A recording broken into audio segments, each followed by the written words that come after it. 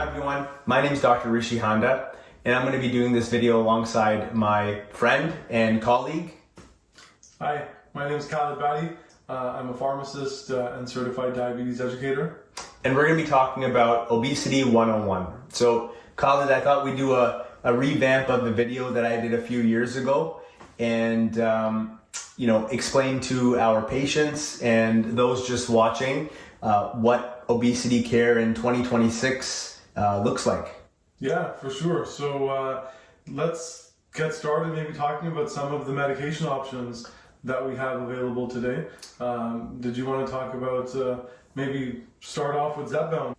Sure, yeah. So tirzepatide is the key ingredient in Mounjaro and Zepbound. This is a medication that is classified as a GLP-1 GIP agonist. The main way that this medication works is by boosting metabolism, and it can also help with reducing appetite. So the starting dose of tirzepatide, Zepbound, is 2.5 milligrams, and then every month it goes up, and it goes all the way up to 15 milligrams, and that's the maximum dose. Typically, it takes 6 months for this medication to be titrated or go up to the maximum dosage. Why don't you talk about Wegovy? Yeah, sure. So Wegovy is another molecule that's used for weight management in Canada. It's a GLP drug called semaglutide. Same molecule as Ozempic that a lot of people may have heard about before. And as Dr. Handa said, it works by suppressing the appetite and helping to boost metabolism so that patients are able to hopefully lose some weight while taking it. And we've seen great success, I think, in our clinic with patients on both Wegovy and Zepbound. Yeah, and these medications are meant to be used in conjunction with lifestyle. So, MELT method is something that we practice in our clinical day to day. And the MELT method is where you have medications, of course, but alongside medications, you want to make sure patients have access to exercise. They're also working on lifestyle, whether it's diet, and then thoughtfulness is important as well. So the MELT method is basically a comprehensive approach to providing the patients with all the necessary tools for success. So Khalid, what common side effects do you guys see in the pharmacy level when patients are on GLP-1s or GIP agonist medications? Yeah, so a lot of the side effects they're common, but they're very easy to manage. They mostly are GI, stomach-related side effects. So we see nausea, indigestion, and heartburn. Sometimes some vomiting and constipation. That's typically what patients are experiencing. Usually those side effects go away after a couple of weeks of being on the medication. That's one of the reasons for both Wegovy and Zepbound starting at a low dose and then being titrated up. So, your physician or your pharmacy team, should be able to manage those side effects pretty routinely. Some simple things like fiber, more water, laxative or stool softener for the constipation, and then maybe something, for nausea or heartburn. And again, like I said, a couple of weeks for most patients, and those side effects usually go away. One of the other class of medications that we should talk about it's a class of its own, Contrave, which is a combination medication. It uses naltrexone and bupropion. Individually, these ingredients we've known for more than 30 years. And this medication basically works by helping patients with reducing cravings. It doesn't necessarily do much for appetite or do anything for the metabolism, but those individuals that do feel that they have a lot of cravings, they could definitely benefit from something like Contrave. And it's the only oral option that's available right now in Canada for weight management. And the way that you take it is you take a pill once per day, every day for a week. Then you would add another one, so you can do one in the morning, one at night. For week 2, week 3 goes to 2 in the morning, 1 at night, and then week 4 on is 2 in the morning, 2 at night. And then I guess side effects that some patients can experience with Contrave, they really vary. Some patients can experience headaches, some patients can experience tremors. It's not all that often that we see side effects with Contrave, but there definitely, there is a possibility of those things happening for patients. Awesome. One thing maybe we can talk about, and I'm sure people are curious, how are medications like Wegovy and Zepbound used? So medications like Wegovy and Zepbound should be used in conjunction with other things. So one of the things that patients oftentimes ask is, look, I'm going to go on medications for weight loss. When I stop, or if I stop these medications, is all the weight going to come back? So it's important to note that if all we're doing is putting someone on medications and not doing any lifestyle changes such as diet, exercise, cognitive therapy, whether it's in 3 months or in 3 years after stopping a medication, the weight's going to come back. So that's where I talk to patients about not only starting medication, but also working on all these other very important aspects of care. And in our practice, we have the MELT method, which is medication,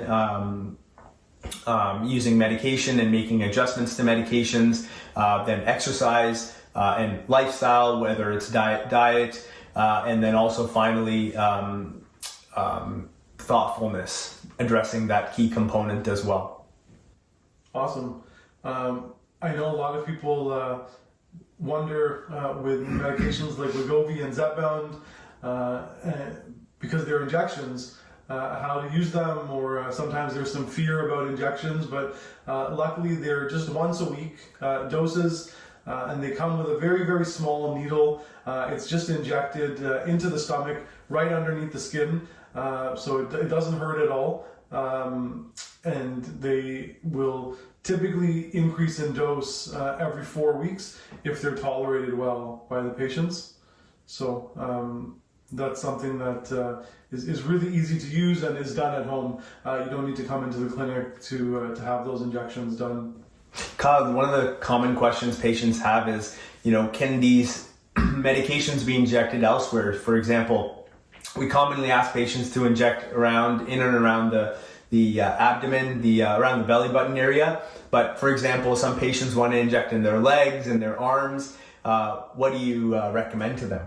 Yeah, so definitely, we suggest the abdomen for absorption, but if patients don't want to use the abdomen, then they can use the back of the upper arm or the upper thigh, anywhere where there's a little bit more subcutaneous tissue and fat to do the injection there. So yeah, another question I'm sure that people are wondering nowadays, the big craze is protein intake. So is there anything that you recommend to your patients about protein intake when being on Wegovy or Zepbound? Yeah, protein intake is very, very important. So one of the things that we like to do in the practice is talk to patients about what they're eating. There's a lot of misconceptions, and one of the problems is that we really don't get taught at any point in our life what to eat and how to eat. And so a lot of this, comes back to the patient, depending on what, education background they have, what resources they have available to them. So one of the things that we like to talk to patients about is making sure enough protein is taken in throughout the day. A common, number to look at is you can ingest anywhere from, 0.8 to 1 gram of protein per kilogram. A lot of other, patients do also wonder, do we have to hit this target multiple times during the day? Can we break it down? Can we have all that protein all at once?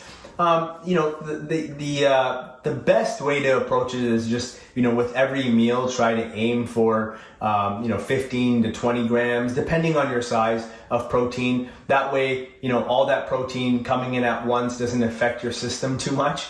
You also want to make sure that along with protein, you're working on having adequate amounts of fiber. Fiber is a very important component, especially when you're, on GLP-1s, GIP medications. Constipation is one of the things that can affect patients. So having enough fiber, hydration is key as well. I like to tell patients that are on Wegovy or Zepbound or any GLP medication, hydration is really key. Make sure that you're drinking enough water. That can help offset a lot of the side effects that you might experience, especially with constipation or even sometimes nausea and indigestion as well. So that's a very important thing to take into consideration. Now, I think the great thing about the MELT method is that it brings together physicians and healthcare professionals with dietitians, fitness coaches, and cognitive behavior therapy, because sometimes when we're looking at starting this weight management journey, it can be really daunting with questions like, what should I eat, or how should I meal prep, what kind of activity should I be doing, which medication is right for me. So the MELT method is great because it will create a comprehensive, individualized plan for every patient, right? Some patients that we talk to have trouble maybe snacking at night, or they've tried maybe different diets, or seen different specialists for a variety of different things. So we really kind of bring all of those disciplines together in one place, where the patient is at the center, and we all communicate and talk to each other, and make a plan, hopefully that provides long-lasting results, successful results for the patient. Another thing patients have questions about is muscle mass. Being on GLP-1s, GIP medications, agonists, there's a big concern, a lot of social media buzz about, are these medications going to result in muscle loss? So specifically Zepbound and Wegovy. So one of the most important things that we really need to ensure is adequate amounts of protein intake, and also resistance training. Putting on muscle, packing on muscle is crucial. And a lot of the times when we have patients coming to us, they're doing endless amounts of cardio. They're on the treadmill, they're in a calorie deficit, they're taking injections, and they're losing weight, but they're losing good quality muscle as well. So that's where the MELT method comes into play. With the MELT method, not only are patients being counseled and helped with their medications, but exercise is one of those key factors as well. So someone can talk to you about, what type of exercises should be done, and how to put on muscle and how to keep it there while you're on your treatment journey. I think sometimes, hearing this concept of putting on muscle and doing resistance training or weights can be really daunting.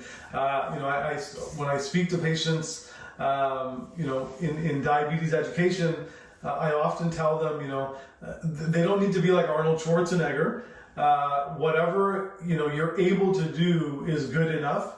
But we do like to encourage some type of resistance against the muscle to maintain muscle mass and make sure that we're not decreasing our muscle mass. Okay, as we age naturally, our muscle mass decreases. And then, with weight loss, with these medications comes added, potential muscle loss. So we really want to make sure that we're maintaining that muscle for general health, well-being, but maintaining muscle mass then also helps to maintain our metabolism and then further perpetuate, ongoing weight loss, which is great. So, Dr. Handa, I want to ask you, what exactly is the MELT method, right? I know that MELT stands for medication, exercise, lifestyle, and thoughtfulness, but let's get a little bit deeper into that. So, tell me about the medication component of MELT. Yeah, so medication component of MELT is obviously very important because, anyone can prescribe a drug, but, when someone goes on a medication, you want to make sure that they're counseled appropriately. Actually, even before then, are able to get access to medication, right? So these medications for weight loss can be very, very expensive. So a lot of the times patients have access to these medications through insurance, but it's a really difficult thing to navigate. So medication management includes getting access to medications. Now, when patients do finally get their medication, we want to make sure that each patient is followed very regularly. We know that medications are recommended to be taken in a certain way, are recommended to be increased and titrated in a certain way, but everyone's different. That sort of 5 to 6 month dosage titration might work for the majority of folks, but for others that are more sensitive to the medication might take a little bit longer. So medication management, or the art of medication management, comes into play there. Of course, with medications come the potential of side effects. So whenever someone gets a prescription, they get started on a medication for weight loss, they can have side effects, and managing those side effects are very important as well, because the last thing we want to do is have a patient on medication struggling with side effects and not knowing what to do. So medication management is the first part of the MELT method, and then comes exercise. Exercise is so important because one of the main things that we encourage in the MELT method in our program is not only taking medications, but also working on different faculties to make sure you have the best success in your journey. So exercise is important because one of the things that has been shown to be very effective is putting on muscle and maintaining muscle throughout your weight loss journey as well. So speaking with a certified personal trainer, figuring out safe and maintainable and manageable exercise program is crucial. Everyone has their limitations, and figuring out your own personal plan is very, very important. Lifestyle, we sort of put that together with diet, is very important because not everyone knows what to eat. We don't really get to go to school for this. We don't really learn all too much throughout our adulthood about what to eat. That's basically governed by how food is advertised to us. So it's very important to understand what medications are available, exercise is available, and what foods to eat, what not to eat, and how those foods and that type of nutrition can affect your side effects. For example, if someone has constipation, they can make some alterations in their diet and have success in mitigating those side effects just by figuring out what to eat, what to avoid. The final part of the MELT method is the thoughtfulness component. It's very important to address this component for some more than others, because one of the things that a lot of people end up doing is eating because of depression or a coping mechanism. And to uncover that, to figure out something like that is in place, is very important, because if we don't get down to the root cause, that sort of behavior will continue. So addressing that behavior can be quite eye-opening for a lot of patients, and then can help them with long-term success as well. So that's the MELT method in a few minutes. That's great. I think a lot of patients who are looking for a weight management program have typically tried a lot of different things in the past, and especially nowadays with social media and TikTok, it becomes a little bit overwhelming. Different trendy diets and fat burners and weight loss pills and stuff like that. So I think it's very important to seek out trusted medical professionals that are looking to have the best interest of the patient in mind when it comes to a weight management program, and making sure something is individualized and customizable, just because we all have a very different journey and a different past, and everyone's relationship with food is very different. And so, we want to make sure that what may work for one person might not work for the other. And so we're really looking to create individualized, paths for all of our patients. What are your thoughts on microdosing? This is something that we're seeing a lot in the news. A lot of clinics and cities are offering this.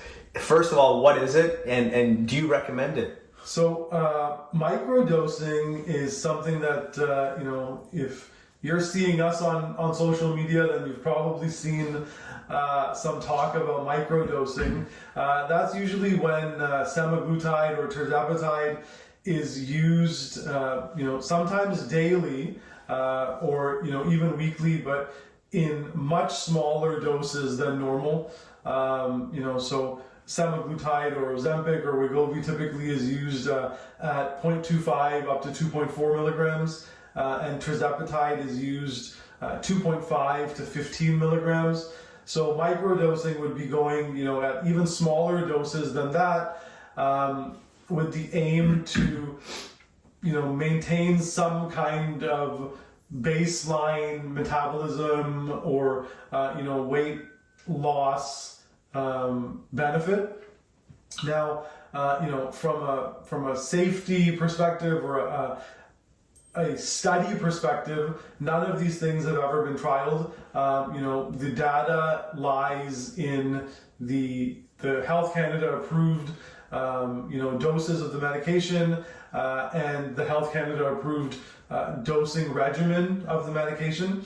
Now, one thing that's really important to remember with obesity and weight loss, and even with these weight loss drugs, is that it's not just the weight that's important, and that's something that all patients should know up front. The number on the scale is not the defining thing that we're looking at. We want to see tangible outcome improvements, right? And that's the wonderful thing about these GLP, GIP medications, is that they reduce cardiovascular risk and mortality. They reduce stroke. They help to improve liver outcomes. They're being studied for kidney function improvements. They have indication for sleep apnea. So a lot of things that might be going on in the foreground or in the background with patients, depending on if things have been uncovered or not, can be resolved with the use of these medications. So it's really important not just to think about them as weight loss drugs, but really medications that can drastically improve long-term outcome and health for a lot of people. One of the things that I think is important to talk about is BMI and how we basically are not really using it much in real practice. But when it comes to insurance forms and clinical trials, we still use BMI. So quickly just putting a plug in there for using height to waist ratio, which is a much more accurate representation of weight and distribution of weight. It's basically your waist circumference that is looked at alongside your height. So whatever your height is in centimeters, we divide that by your waist circumference in centimeters or inches. We use the same common units. And anything that is above 0.5 is considered problematic. So the goal is always going to be to have a height to waist ratio that's less than 0.5, and that's considered healthy. When it comes to BMI, we'll define that as well. BMI of greater than 30 is considered obese, and a BMI of greater than 25 is considered overweight. Again, important to mention, we use it for insurance paperwork, not necessarily the real world. Khalid, can you talk about insurance and getting approvals for patients? Is there a right way to do it? Is there any recommendations that you have? Yeah, so a lot of people have coverage for weight loss or weight management medications, and potentially even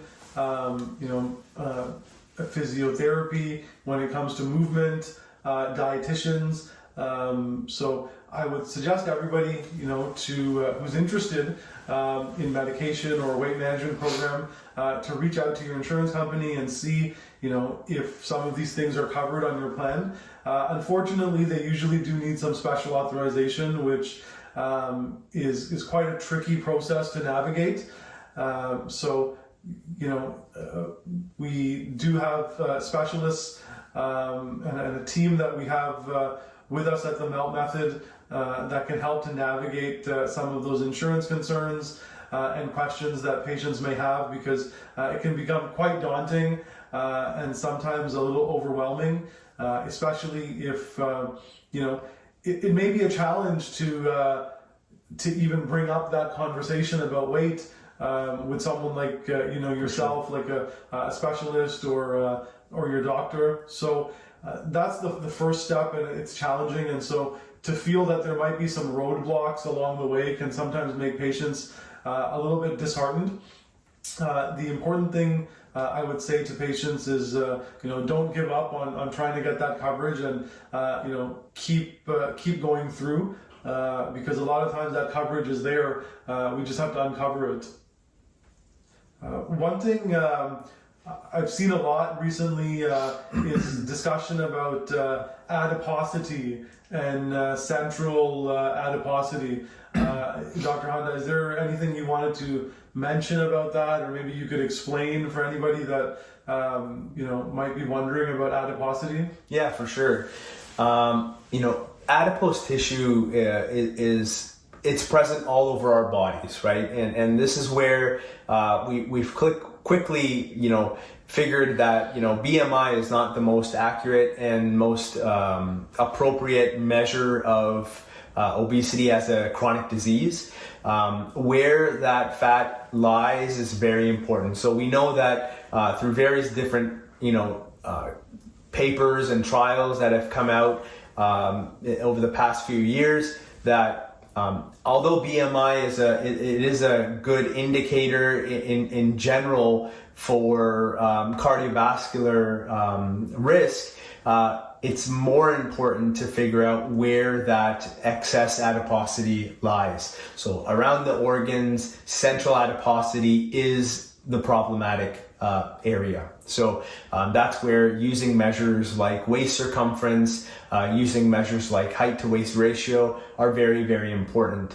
And in our clinical practice, in the MELT method, we do ask for weight because it's an important marker as well. But we also want to know, how patients are progressing in terms of their waist circumference, arm circumference, how clothes are fitting, how blood work's looking, parameters are looking as well. Lipids are important. We can check for insulin sensitivity. We can check for things like blood pressure. Weight loss is important, but more so fat loss and central adiposity it should be our primary concern.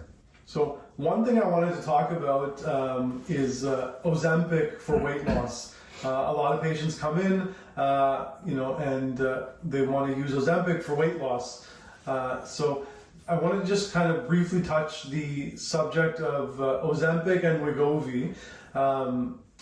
Ozempic is semaglutide, which is a GLP medication, and it's indicated and approved in Canada for the treatment of type 2 diabetes. The counterpart of Ozempic for weight management is called Wegovy. It's the same medication, the same component. It's called semaglutide, but the dosing regimen is slightly different. It starts at the same dose of 0.25, but goes up to 2.4 milligrams. So for people who are thinking about using Ozempic, or they know someone that may have used Ozempic for weight loss, the medication that we use that's approved in Canada is Wegovy, and it's important to know that it is the same medication, same drug as Ozempic, but Wegovy is the option for weight management.